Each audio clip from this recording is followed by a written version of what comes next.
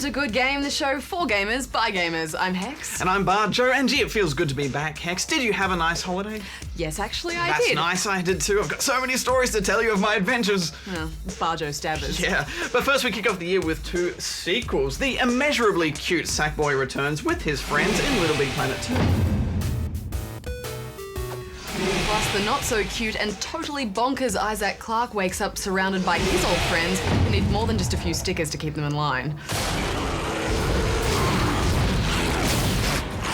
But first, can you guess the game for this week? How can you choose cold metal for the splendor of flesh?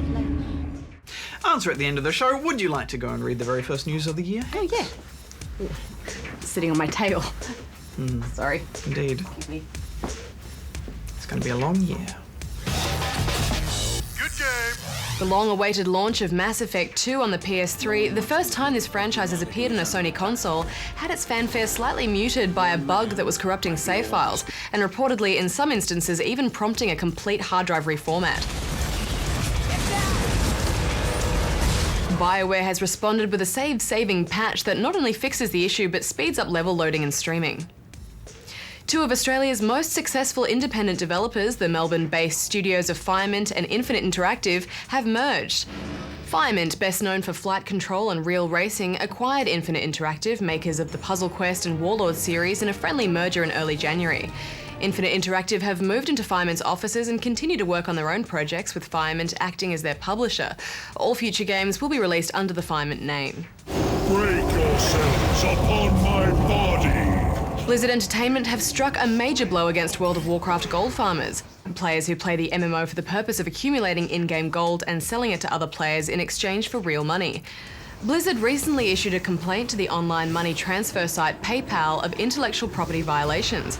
PayPal upheld the complaint and sent all users involved a warning stating that you will be required to remove all World of Warcraft merchandise from the website in order to comply with the acceptable use policy. Oh snap. Good game. Sorry. So, what's actually going on with this? Are you going to wear this the whole show? Well, I got it in Tokyo badge. I have to confess, I didn't get that much gaming in over the break because I actually went to Japan. It was awesome. It's this amazing mix of technology and geekiness, but it has this wonderful traditional history as well. In fact, I brought a few photos along if you'd like to have a look. I'm not really sure if we have time. So, this is me in the infamous Harajuku. I nommed some seriously delicious foods badge. I could eat ramen every day forever. I made some new friends beneath the bright lights of Shinjuku. Oh, and you would have loved Akihabara. It's also known as Electric Town because it's entirely devoted to tech and gaming. Here's me sitting on a throne made entirely out of game cartridges. Oh, and who's that? It's Solid Snake. So cool. I also visited a ninja temple and snow-covered castles. Oh man, it was freezing. Oh, and of course I went to Tokyo Disneyland and I made some furry friends too at a cat cafe, fed monkeys in Kyoto, deer in Nara. Oh, they were so cute. Oh, and a major highlight was of course the Studio Ghibli Museum. It was awesome. I managed to knock a few games off the old pile of shame, but now I just feel refreshed and ready for a whole new year of gaming.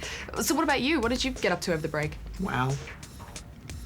Really? Just WoW? Just wow. I thought I'd just play for a little bit and then I sold my soul to Blizzard once again. Every time I get out, they pull me back in. But I've got photos too.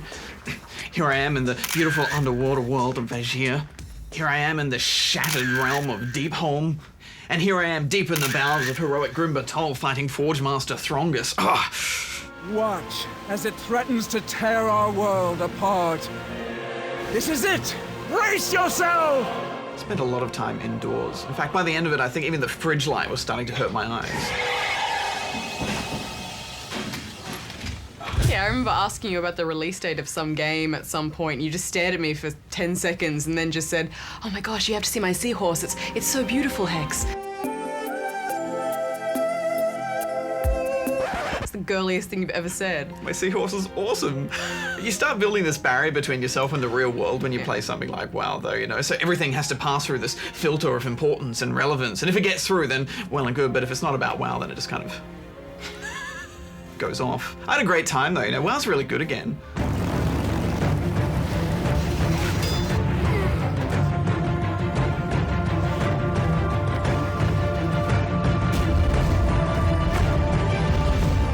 graphical updates are just excellent. Everything has more detail and shine now, and all the quests have been streamlined too, so heaps of them have actually been removed, and the ones that are still there have much more XP. I've been away from WoW for a few years, so it was nice to see that all those mods that you'd have to go and track down are just a part of the game now, so it's all streamlined, and even just jumping into PvP or automatically finding a group to do an instance is very easy now. What about all those new zones and races? What were they like? The Goblin starting area is hilarious. Plus they look kind of funny. You're looking at me. All the areas which have been rewritten and redesigned are just wonderful. The writing is good, you actually care about characters, especially in the undead storyline. Plus there's all these little AI routines that are popping up everywhere now, such as dogs chasing foxes, and I think the most impressive thing technically though is how the world changes around you as you play, which is quite unique for an MMO, and it's a technique called phasing. So for example, you might be in one area and there's a massive battle happening, but if someone else has already done that, they'll be in that area too, but they'll see everything differently. It's very clever. Is endgame still a bit of a grind though? Well, yeah, it is. You still have to grind that 15 to 30 hours after you hit the cap just to get good enough to start doing heroics and raids, but I think the difference is they're more interesting now. All the instances are about avoidance and placement. There's a lot more stuff on the ground that's going to hurt you, so you're constantly moving and thinking about the fight, and the more you have to think about those fights, I think the less boring they are to repeat them. I think the big difference with my Warcraft experience this time was I enjoyed it for its content, instead of just racing to the end. You're speaking in past tense, does that mean you've actually quit? Oh, a couple of times now. Of course, there were other games besides WoW, the ever-installing Gran Turismo 5, and that's a bit of a mixed bag, isn't it, Badge? There's a lot it does amazingly well, and for the most part, those are the things that matter. The racing is solid, and there's heaps of cars and tracks with all kinds of modes from go-karting, NASCAR, and rallies, to name a few. But then there are those things that hold it back. I think GT5 has some of the worst menus ever. Just look at them. What is going on? But really, Hex, it was the lane damage that surprised me. Cars still sound like they're made of plastic bubbles when they hit each other. Unless you really smash into something again and again, you probably won't even notice it. Yeah, and I know a lot of GT fans will say stuff like, if you're that worried about damage, then you're not playing it right. But I'm with you, Badge. I mean, realistic damage is really important in a racer because it adds a little bit more consequence than just losing a few seconds off your lap time. Plus, every other racing game in the last few years has done it better. Like this. Or this, maybe. Rather than this. But aside from that, what did you think of the actual racing? Well, it's everything you've come to expect from the GT series, and it's really good if you're into your sims. It stands out with the dynamic weather and the time of day too. Going from a rainy night to a sunny morning in a single race is awesome, and it's a whole other experience if you've got a good wheel setup. Online was a little disappointing though. Once I actually managed to find the menu which would take me online, I just really struggled to get a lag-free match, even in a room full of Aussies. Yeah, and despite all of its good looks and cars, they're a bit of a mixed bag too, aren't they? A lot of the cars are standard models, and they're not too bad to look at, but they're much less impressive compared to the premium models, and they have no cockpit view. Plus, some of the reflections and shadows are noticeably low res at times, especially on the standard cars. It's still a technically impressive racer though, and it's got it where it counts and then some, but I still can't help but feel GT5 has fallen behind the pack a little bit. It's not the new benchmark, and over the last 5 years it's taken to make this game, others have shouldered into its territory. You want to try that again? Yeah, but it wasn't all laps and leveling, though. You did shoot some Phase 2 over the break, didn't you? Oh, sure did, because my personal favorite FPS got an expansion. Vietnam.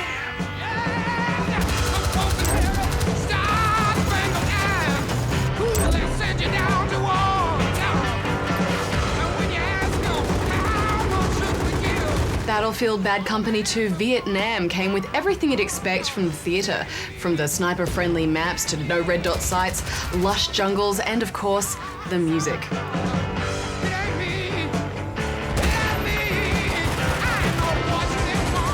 I would have liked, maybe some more unlocks, but I just love these maps. They're big and open and a real return to form for Battlefield, and I think it's a good sign for what Battlefield 3 might be like. Infinity Blade has been getting a lot of buzz lately, and I actually got to play a bit of that on my phone while I was away. It's not the cheapest game in the App Store, but it looks amazing. You'll be slicing across the screen for attacks and dodging, parrying and blocking, building up your special abilities and upgrading your gear as you go. I don't know, I know it looks awesome for what it is, but I don't really feel like it deserves all that hype. I personally found it a bit spammy. Yeah, look, I think there was enough depth in the combat for me, and when the enemies get tougher, they become more interesting to fight. But the fact that you have to replay the game a whole bunch of times just to even beat the last boss, that kind of felt like the game was trolling me. And I know it's not a big AAA console game, but I just think they could have done a bit more with it, you know?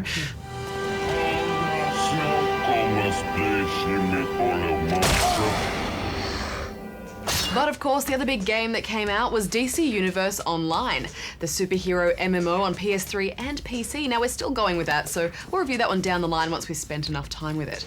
Enough of this, let's get stuck into some reviews. Yes, I think so, but two things. Pikachu's got to go, and secondly, take back what you said about my seahorse. Never! And this is called a Kigurumi badge. It's like Japanese pajamas. Did you bring me one? No. So I don't have one to wear? No. It's got to go. The guppy.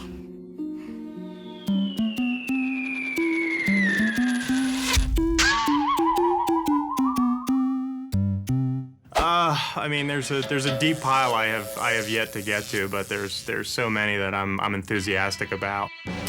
Specifically, I do still need to get through Red Dead. It's sitting there, but I'm definitely looking forward to it. But I hear it's such an epic experience that I want to devote the proper amount of time to it. There are a lot of games I still do need to get to. Good game.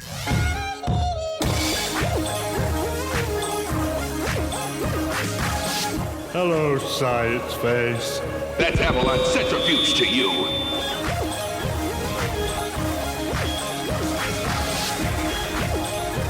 In LittleBigPlanet 2, Negativitron has invaded Craftworld and is nomming his way through every city on the planet.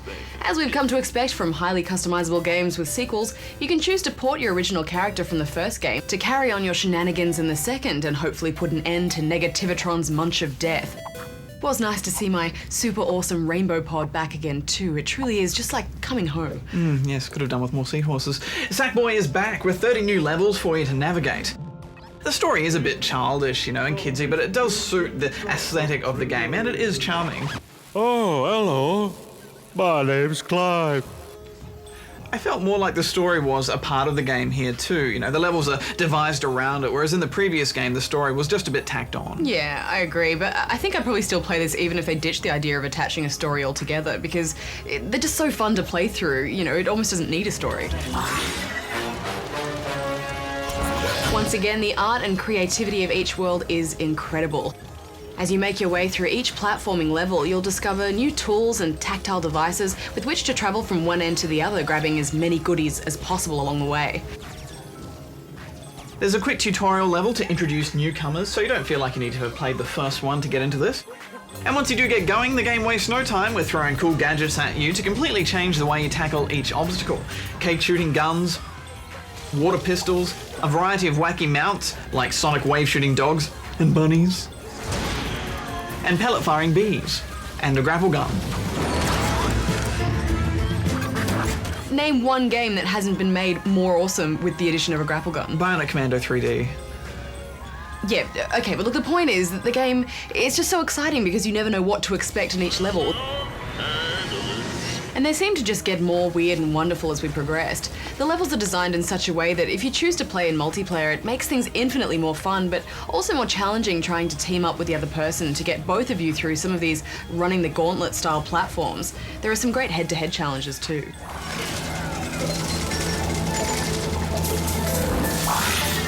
I love playing this game by myself, but if a friend happened to drop by, I'd immediately set about wrangling them into a two-player session. In fact, if anyone's walking by my house, they're not safe.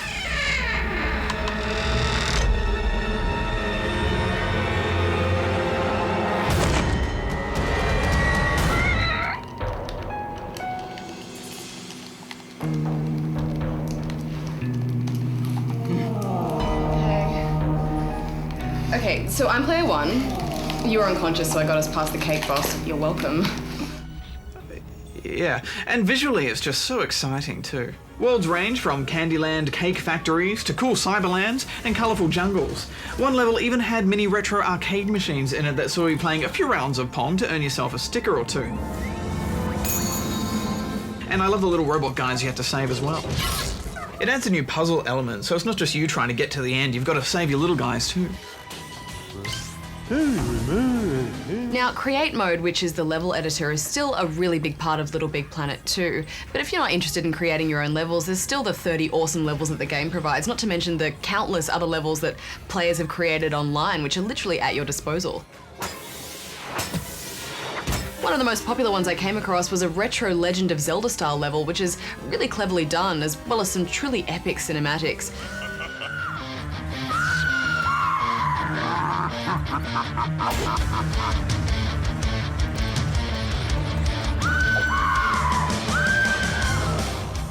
If you are keen on dreaming up your own craft world creations, however, you're gonna find yourself up until all hours of the morning lost in a hypnosis of level design. Yeah, the level editor is a bit easier to use this time around, but it's also wonderfully complex and detailed. Tutorials are clearly listed now, so there's no mindless searching for how each object works, and it also shows you how objects can be used well together, which is handy. Levels made in LittleBigPlanet 1 can be ported into this game, but there have been reports about glitches and some errors with gravity, so it's not perfect. We have had a bit of a muck around in the level creator, but I'm a bit crap at it, so I'm looking forward to more what other people are making up. A few of the biggest additions to the create mode is that you can create your own tunes with the new and improved music sequencer, and you can use sackbots in your levels as AI. One user-made level I came across was this brutal Dead Rising-inspired zombie shooter. The AI were clearly set to brains, and so at one point I got stuck and they just kept piling up and piling up and piling up. If you're new to create a level or level editors, then it will take quite a while to get the hang of it. You know, it needs a lot of time and patience, but it's well worth it if you put that time in. Yeah, and I think half the fun is the hours spent learning how everything works. The fact that you get to show off what you've created at the end of it and let others have a go, it makes the reward so worth it. It's still such a great system, even if it does have a few kinks in it. Yeah, there's not much to dislike really, is there? No. I loved the first LittleBigPlanet, and really I think this just built on that concept and made such exciting improvements, so I'm giving it 9 out of 10 rubber chickens. It's the full package, the music, the beautiful look of the game, and it's also creative and exciting platforming with a solid level creator, so I'm giving it 9 out of 10 as well. LittleBigPlanet 1 really was a big experiment. We had no idea how that was actually going to come together at the end. And so it really was, when we finished it, we could say, oh, okay, that's what LittleBigPlanet is. And then when we finished it, we realized our next challenge going into a sequel would be, on one hand, we really wanted to make a richer game experience with more characters and a more integrated story and more types of gameplay. We also really wanted to move away from platforming, because platforming had been, the primary game type. Because we were backwards compatible, we couldn't actually move away from the foundations of LittleBigPlanet, so we couldn't change the physics system, because if we changed the physics system, then that would mean that could have massive impacts on other levels. We didn't change the controls of Sackboy, because changing the controls of Sackboy could impact a whole lot of other levels. So I was like, well, what do we need to add? I think everybody who likes platform games loves grapple hooks. I mean, they're just awesome. And bounce pads. I mean, they sound so simple, but bounce pads are just really fun. You could just imagine a world of grapple hooks and bounce pads. It just would be really good. And lots of cushions. Well, so far so easy. I mean, the design process is very collaborative, and because we look at the team as being almost the first set of creators, so all of the tools and all of what we're making is all about us being able to make an example and use that as our testing ground. Testing LBP is very different from testing lots of other different types of games. We don't need just people who can play the game from start to finish. They actually have to understand the tools enough to know all the different ways that they could break. And they have had to become expert creators. You have all these moments when you're finishing a game where you're like, okay, we're alpha, okay, we're beta, okay, we're gold, okay, or I've done the beta trial, and there's all these sort of punctuation points, but there's nothing so surreal as the moment it actually goes live. It's giving me goosebumps because it's just out there and there's nothing more we can do. You know, there's that sort of saying of you have to plant a seed to see what will grow, and it's sort of almost like Little Big Planet begins when the day that it comes out, because now the community can put their creations up online and share them with everybody. So it's really exciting. Good game. Where am I? All right, I know you're confused right now. I can explain everything, but you gotta trust me, okay? Listen, you're in terrible danger.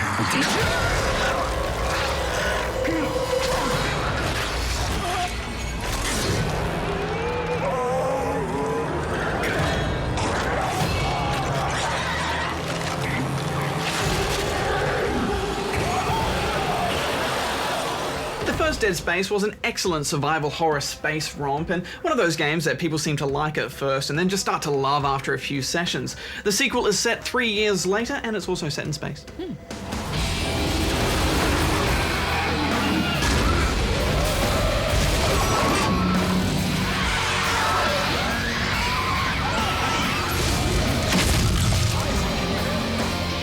If you missed the first game or just need to catch up on the story, there's a previously on which brings you up to date.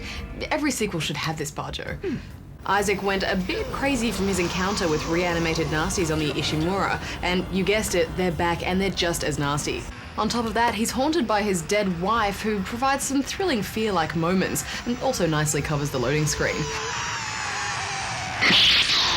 The start of the game sees Isaac escaping from the psychiatric ward of a space station orbiting Saturn, and there are some really great scares in those first few hours. We'll do our best not to spoil anything for you, because this is a game about scares, and what makes Dead Space work so well is that it's true survival horror. You know, having 6 bullets is considered pretty well stocked. Being on medium to low health means you're doing all right, and every single enemy is a threat and can take you down, along with the constant escalating music and the wonderful industrial setting. It's a poop in the pants kind of situation.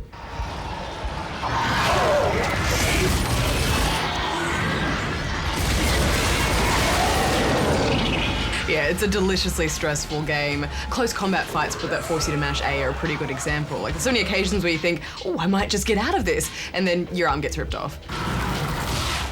Aww. And then the other arm. Not gonna make it. No. Not much has changed gameplay-wise from the first. You have your standard limb-removing weapons, and dismembering enemies is still the most cost-effective way to take them down. And with such limited ammo, this is always in the back of your mind, but it's also really fun. Yeah, and I like that every enemy has their own unique and most cost-effective strategy for taking them down, such as these guys. If you accidentally shoot them in the belly, then you'll have to deal with all the belly babies that pile out of them and waste heaps of ammo. I think my favourite though were the charging enemies, because you had to set up little mines everywhere to stand a chance. To be honest though, Hex, for a sequel I was expecting more variety in the weapons and the enemies in general, and that really wasn't there. Yeah, I mean, me too, but you can't deny the fights are fun, especially when one of them comes charging at you and you just have to get your stasis field up with moments to spare.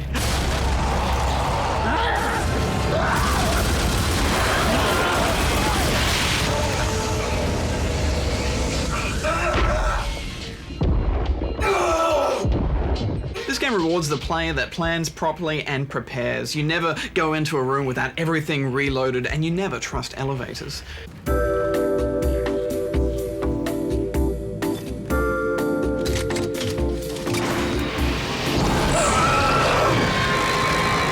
The loot collection is still a little tedious. You spend a lot of the game just stamping on corpses and boxes simply to get enough bullets to go to the next area, and I thought maybe they could have streamlined that a bit, Hex. Just auto pick it up, for example. Yeah, I think it plays into the whole survival aspect of the survival horror game though. I mean, most of the time I just ram for the door anyway. I mean, you don't have to kill everything.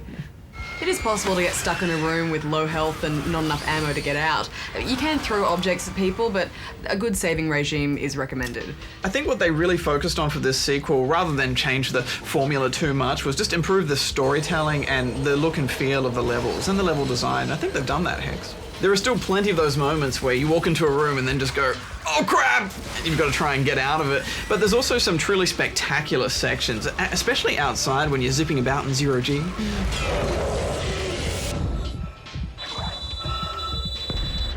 Yeah, I think those outside areas are my favourite parts. There is a little bit of repeated level design, some even from the first game, which was cool at first, being back there, but it goes on for a little bit too long.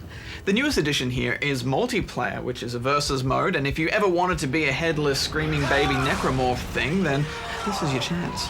Yes, it's necromorphs versus humans over a bunch of maps, and it's disturbingly fun dismembering your friends. I like that you get to choose which necromorph you'd like to be and then also pick the spawning location. Busting out events is quite thrilling. Yeah, I didn't find it too compelling though, you know. There wasn't much thought behind it. You just pretty much overwhelm the enemy and then it's over, so that made it only a one-time thing for me.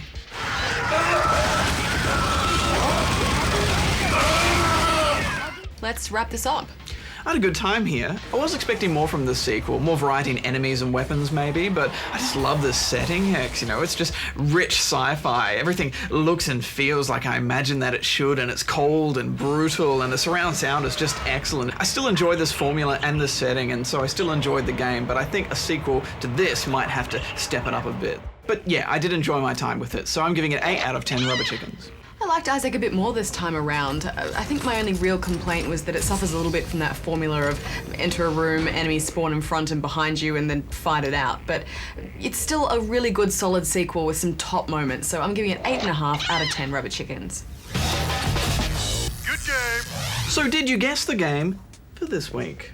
If you're a fan of sci-fi horror games, then this should have been easy. It was System Shock 2, an innovative first-person shooter slash RPG, and one hell of a scary journey through haunted spaceships filled with space zombies and manipulative AIs. It is also the spiritual precursor to the BioShock series. Well, that's episode 1 done and dusted. We'll be back next Tuesday night checking out Marvel vs. Capcom, Fate of Two Worlds.